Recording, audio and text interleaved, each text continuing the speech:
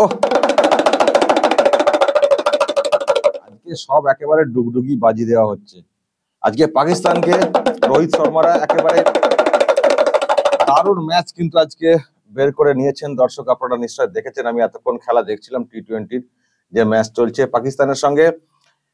মাত্র 119 রানের ইনিংস করেছিল ভারত, 120 টার্গেট ছিল, কিন্তু তার মধ্যেই পাকিস্তানকে বেঁধে ফেলেছেন রোহিত শর্মারা। 113তে আটকে দেয় এবং 6 রানে জিতে গেছে ভারত। ফলে দর্শক, যেমন কালীঘাটকে আজকে ডুগডুগি বাজিয়ে দিয়েছেন নরেন্দ্র মোদীরা নতুন করে সরকারটা গঠন করে, তো পাকিস্তানকেও একেবারে 119 রানের মধ্যে আটকে দিয়ে বেঁধে ফেলে ভারত কিন্তু আজকে জয়লাভ করেছে, পাকিস্তানকে হারিয়ে দিয়েছে টি-20-তে। মানে সত্যি আজকে কিন্তু খুব খুশির দিন যে নরেন্দ্র মোদী তিনি বা তার দল 240 স্কোর করে, বিজেপির নিজস্ব 240 স্কোর করে সরকারটা গঠন করে ফেলেছেন তারা। আর এদিকে 119 স্কোর করে রোহিত শর্মা বুমরার অনবদ্য বোলিং দেখেছেন তো, লাস্ট ওভারের আগের ওভারটা কি সুন্দর বোলিংটা করেছেন এবং করে ম্যাচ কিন্তু বের করে নিয়েছেন তারা, অর্থাৎ পাকিস্তানকে হারিয়ে দিয়েছেন রোহিত শর্মারা। ফলে এটা একটা মানে এই ধরনের খেলাতে মানে চ্যাম্পিয়নটা অন্য কথা, কিন্তু পাকিস্তানের সঙ্গে খেলা হলে আলাদা একটা সেন্টিমেন্ট তৈরি হয়, আমাদের একটা আলাদা উদ্যোগ থাকে, আলাদা একটা উৎসাহ থাকে। তো সেই জন্য খেলা দেখছিলাম, শপথ গ্রহণ অনুষ্ঠানের পর থেকে খেলা দেখতে বসে গেছিলাম কার্যত। তো দারুণ একটা জয়। দর্শক যারা দেখেছেন, আমি আর থাকতে পারলাম না, সেই জন্য একটা ছোট্ট ভিডিও করতে চলে এলাম যে শুধু কালীঘাটের ডুগডুগি আজকে বাজেনি, আজকে শুধু কালীঘাটের ডুগডুগি বাজেনি, আজকে পাকিস্তানেরও ডুগডুগি বাজিয়ে দিয়েছে ভারত। খুব অল্প রানের একটা ইনিংস তৈরি করে। আসলে আজকে ওয়েদারটা খুব খারাপ ছিল, ওখানে বৃষ্টি হয়েছে, নিউ ইয়র্কে বৃষ্টি হয়েছে, আবহাওয়া খুব খারাপ ছিল। প্রথমে একবার খেলা শুরু হয়, তারপর আবার বৃষ্টি নেমে যায়, পিচ একটু তো ঢিলে ছিলই। আর পাকিস্তান টসে জিতে প্রথমে বল করার সিদ্ধান্ত নিয়ে নেয়। তারা ভেবেছিল যে একটু পরের দিকে ড্রাই হবে পিচ, আমাদের খেলতে সুবিধা হবে, পরে ব্যাটিং করবো, তারা প্রথমে বোলিং করার সিদ্ধান্ত নিয়ে নেয়।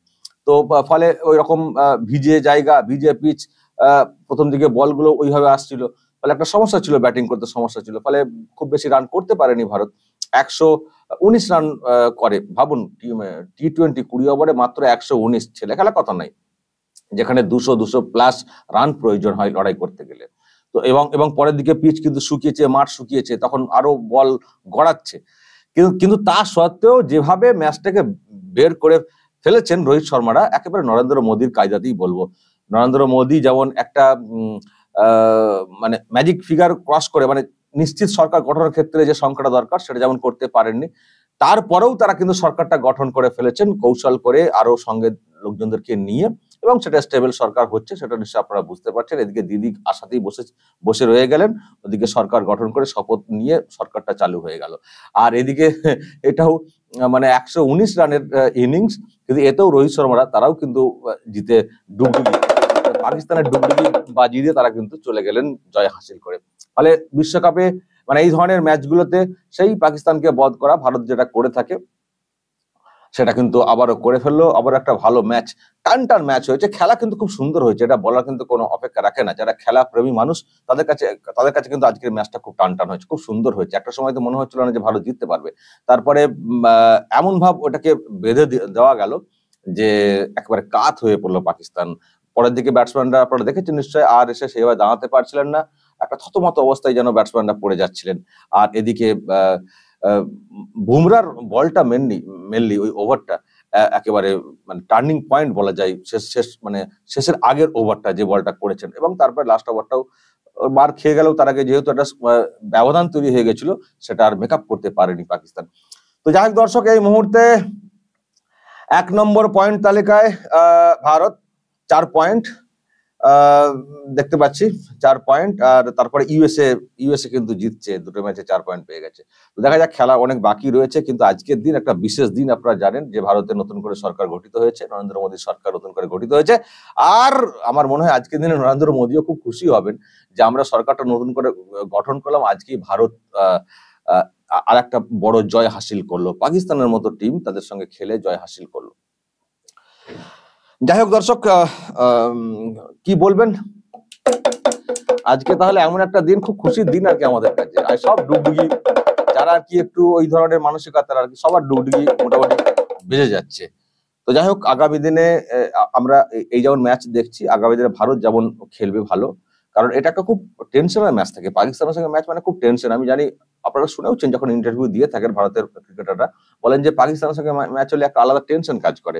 কারণ মানুষের প্রত্যাশা অনেক থাকে, আমাদের দেশের মানুষের অনেক প্রত্যাশা থাকে, একটা আলাদা সেন্টিমেন্ট থাকে, তো সেই জন্য অন্য অন্য টিমের সঙ্গে খেলা হলে অতটা টেনশনে তারা থাকেন না।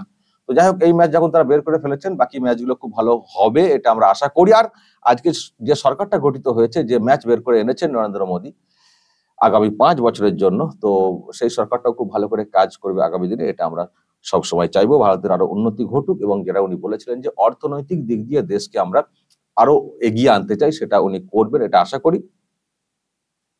কিন্তু রাজ্যের কিছু হবে না। রাজ্যের কি হবে? রাজ্যের তো এই সরকারটাকে অবৈধ সরকার বলছে, তো রাজ্যের কি হবে? তাও ভারতের সামগ্রিক উন্নতি ঘটলে যদি ছিটেফুটা কিছু এসে পৌঁছায় আর কি, অন্য হবে, সেটাই আমাদের লাভ। দর্শক বলুন, খেলা দেখলেন তো? অনেকটা রাতে আমি ভিডিও করলাম, যা বলার বলবেন, কমেন্ট বক্সে নজর রাখবেন আরামবাগ টিভিতে। আজকে খুব ডুগডুগি বাজাচ্ছি, দেখতে পাচ্ছেন কি? চলুন, যা বলার বলবেন, কমেন্ট বক্সে নজর রাখবেন আরামবাগ টিভি।